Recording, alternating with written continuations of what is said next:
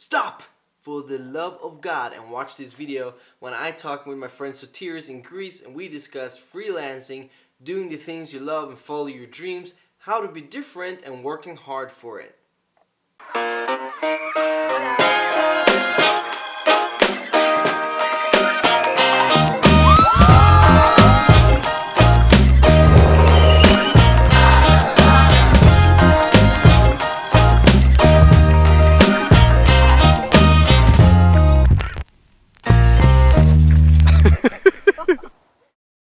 Yeah, when you work as a freelancer, do you get jobs by searching yourself, or they get to you because they know you're a good professional? Yeah. Like, for example, being a photographer. So if I have to find the jobs myself, Yeah. or if they just come naturally to me. Yeah. And this is something I've been thinking about a lot, and I know that, for example, Chase Jarvis, a famous photographer I follow, says, and it's total horse shit that and bullshit that just because you're talented, stuff comes to you. Of course, yeah. When you work up a certain level, I believe like him, Chase Jarvis, he's so famous, he's so good, that yes, now they know him and brands just come to him and ask for jobs.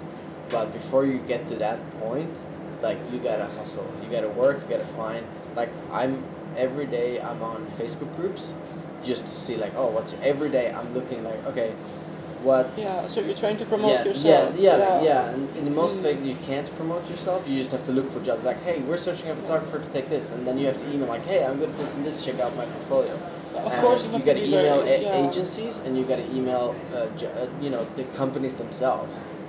Agencies are great because agencies already have connection with the companies, so they usually get requests. So, but you gotta send to them, and you gotta prove to them why you're different and why you're better. So it's just about creating a lot of stuff. That's how people start. You gotta do shit for free. So you have to be like, have to got a lot of determination to work as an artist in general. Yeah. It's just as much about marketing yourself, and trust me, I'm bad at this. I'm getting better. I'm trying. Yeah. You gotta promote yourself. You gotta market yourself. You gotta get your name out there. Because it doesn't matter how great you are. If no one knows where you are, who you are, then you don't exist. Exactly. Yeah. So, and they won't find you. Yeah, you can have the Google, SEO, search engine optimization. Like you can write your blogs to make people find you on Google. But if that doesn't work out, you gotta have like 10 different ways that you find people. Which is talking with people on the street or like just random connections. Just make sure that every new person you talk with, that they know that you're a professional filmmaker, photographer. Because like, oh, by the way, my cousin is a filmmaker and he needs some extra cameraman. Like you can work with him. Stuff like just networking, emailing, calling, everything. Like you just gotta find, and that's the thing which is good when you're in a tough spot, when you don't have a lot of money, you don't get a lot of jobs, you get kind of creative. So that's where I'm at now actually, and I used to have to find ways to get more jobs. And maybe like I try 100 times and I get one job, but that's just how you gotta do it. So you get used to it because of you type just of get job you have selected. Promoting yourself is just as important. Like most people are not that talented, but they're so good at marketing themselves that they actually get the job more often than the other ones. So it's like and sometimes it's tricky to find a way. Like I'm struggling now to like, okay, I know I can do great wedding videos, but I don't know how to find, like we found some agencies, but they already have videographers. So like how do you tell them that you're different and better? And if you are, maybe you're too expensive and all. Like it's hard to get out there, but you just gotta find your way and do whatever it takes. Call companies, call agencies, email them. If they say no, you call them 2 weeks after and say, hey, maybe you have something now. And then you like sometimes you gotta be a little annoying. Like call them every month and you're like, hey, I'm still doing this, right? Or you just find brands. Like I find Kilroy, which is a travel agency. I think they're doing great stuff. Like I think they could get value from what I do. Sometimes I try to not always sell myself, like, hey, do you want to buy my skills, and but I could do like, okay, cool, I'm going to travel to Greece, like, I could do like a free video about Greece and stuff if you pay the trip or something.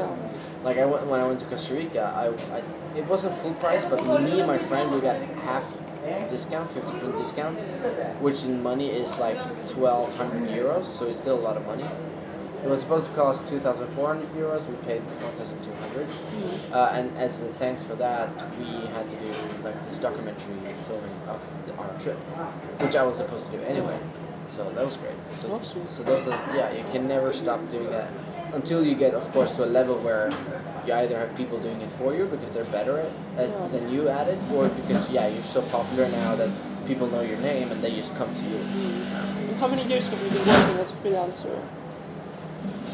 Oh wow, that's 8 Like years. working, not just having a hobby. No, I started 2007, but when it became more serious was maybe around 2010, and then I've done it like as a freelancer but never full time, because I had a job where I traveled and I did it on the side, and I probably would have been much further now in my career if I would have known what I know today and like worked harder for it. But that's again, sometimes it has to take a little time. Maybe I went traveling instead of working because I wanted to travel. That's fine, and I learned a lot from that. So maybe that was good, but it didn't help my career. But maybe it helped me as a person to become a better photographer. Which is now when I try to focus on my career, I'm actually better.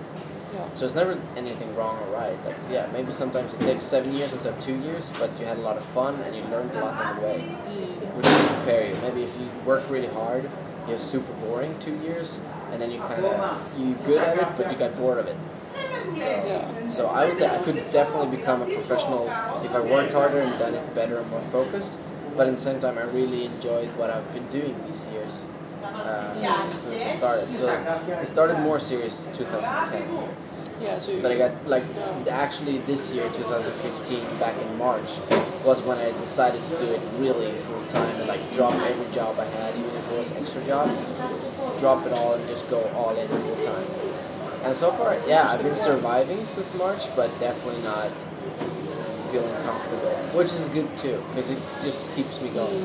It drives me to keep Are you willing to sacrifice part of your time working as something irrelative to what you're doing in order to have a more stable income and working at the same time as a freelancer? That's what I did since I started. I've always had an extra job, or I worked at a juice bar and I worked in a factory just to make the money. But what I realized, which sucks, but that's just the truth, and that comes down to being self-aware, which is my creativity, my spirit just totally dies when I do those jobs. Yeah, because you're getting tired, of course. And of course, if it's a 2-hour day, it's 4 hours a day, that's fine, but no one offers those jobs, so it's very hard to find those small hours. Either it's you work 8 hours, but you do it maybe 3 days instead of 5 days. That's fine. But for me, it's just, it takes too much energy for me and focus that I just need to focus on my creativity. But it's also good because I've done those shitty things, so I know how much sucks. And that's so when I'm a little, in doubt or I'm a little lazy or something, I used to remember how shitty it was to work on a normal job. And that just keeps fuck it, I'm going to be creative, I'm going to do this, I'm going to take the extra hour and edit or find more clients. That's interesting. So it's a negative motivation to remember. I think that's a good thing. I think Casey Neistat, the guy I showed you, the YouTuber, he does that. He has he's famous. He has millions of subscribers on YouTube. He has his own tech company, good content. So he has a son that's around 18, I think, 16, 18. And instead of you can work on a film set, very cool, whatever. No, he works at a some donut shop. Just a normal donut shop work. And that's just to teach him to appreciate the good stuff, because he will remember how shitty it was to work as a cashier in a donut place. So when he goes after whatever he wants to do, he will remember how if I don't do this all in and try my hardest, I will have to go back to that, and I don't want that. Just like me, I don't want to go back working in a factory. And that's why I gotta remember that when I'm I should be lazy today. I don't want to work. I don't want to try to find clients. Have these excuses. Then you remember, well, okay, but if you do that, you're gonna go back to a factory again because you can't survive. So you're being more mature this way. You're being more mature this way. You're growing as a person. But in the same time, not forgetting to also keep it positive. Remember why I like this. Not only remember what I hate, but remembering why I like to do what I do. And of course, there will be something that you hate and something that you love. But you have to remember that. Because that just keeps me on track on what I actually do want. So it's a good contrast. It's that's what I hate, and I never want to go back to that. And that's why I should keep on doing what I love. Sometimes, even though what you love, it like I don't like to market myself or email agencies, but I have to if I want to get jobs. And hopefully one day I don't have to do those things because people come to me. But right now that's not the case. That's when I just gotta I gotta just do this shit. Just like I don't know much about After Effects, but some clients want that, and I say yes, I can do it, and then I just learn it, so I can do it. So you're adapting actually. Yeah, it's very much you have to be flexible. No matter what kind, even if you're not a photographer or filmmaker, you have to be flexible as a freelancer. Of course, as a freelancer, of course. Yeah. I think it's good in life in general. Just Of with traveling you right have to now, adapt. it's like okay, my friend couldn't host me. I have to be flexible. I should couch surfing, or I have to be flexible that I might take a hostel, or I have to sleep on the streets, or okay, this like the park today. The park is closed. Okay, then we check out something else instead of like being bummed out and pissed about it. Yeah. So I think in life in general, but especially as a freelancer, it's important to be flexible. I've never thought like being a freelancer myself yet. Yeah. Yeah, it's because I'm. Why not? Because I don't know, I feel like there's so many good artists around me, and I feel like inferior to them sometimes. Like, what can I do to be like to be different in a sense? Like, what can you do to like differentiate yourself? That's what stops me, kind of. Yeah. But then, and it's something that Chase Jarvis says as well. I really like him. He's a good view as he's a photographer, but he's also like just a good creative guy. Like he does a lot of things. He's also running a business. But he said, don't just be better, be different. Because it's like my mom, I don't like. She doesn't have technical skills, in my opinion. She doesn't know Photoshop very well. She doesn't know how to take photos perfectly. Like I know a lot more about lights and style and exposure and those things, but she has a very unique style of taking photos, and she edits them in a very unique way. And some people really like it, and some people buy her photos or ask her to take photos of her family and make this. It's very abstract, the style she has, and some people just like it. So she's not better. She's definitely not better than me, but she's very different from me, and that actually put her apart. Yeah. So she's more like an artist than just like a freelancer. That's not her full-time job, but like maybe there is a gallery who really likes her work and want to buy her paint or her photos more than they want to buy mine, because mine are maybe more. Well, when it comes to art, everything is relative. Yeah, exactly. But that's the thing. Like, she doesn't do what everyone else does. She does what she likes. And even if you're like. Because what I like to take photos of, it's not unique, really. Like I have my unique style and my unique way of taking photos. I hope so. But I'm sure people can see my photos like, it's great, but I've seen that style before. But if I do it my way, they can still see like, oh, that's his story or his approach or his way of taking it, and they can still like it. So it's not only about being different, but just do what you love, because that's gonna show. If I take photos that clients want and I hate it, that's going to show as well. They're going to see I'm not putting in 100%. Yeah. But if I do something I really love and that I know that I can, you put your effort and time into because then you see, oh, he really loves this, and that's going to show in their results.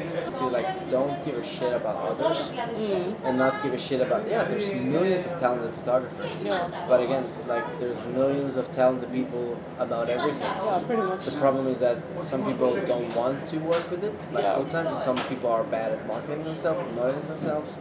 And they never get that far. So just do what you love and take photos of what you like, and then continue being awesome at that. And then just try to find clients in that if you want to get paid for it.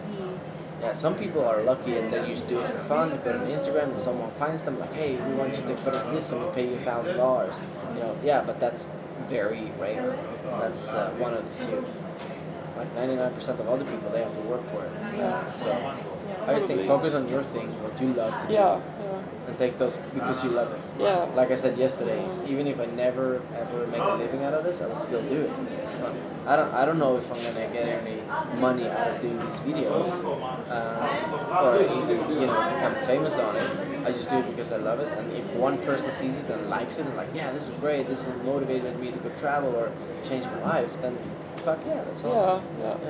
And then if a lot of people recognize it and people want to, sponsor me or pay me to go travel or do jobs for them, that's just bonus. That's awesome. Like, that's not the goal. The goal is to do it for yourself. Yeah. Like, no one should hire me and say like, but I want to take photos like that guy. Because no, you hire me to take photos the way I do it. Yeah. Because that's the only way I can take photos. Yeah. Or else it's not going to turn out well. Is that a good answer? Yeah, very good, yeah.